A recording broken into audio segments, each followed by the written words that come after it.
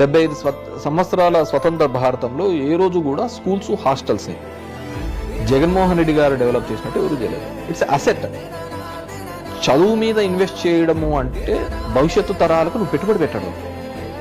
దాన్ని కూడా ఉచిత హామీలు అన్నాడు, శ్రీలంక అన్నాడు.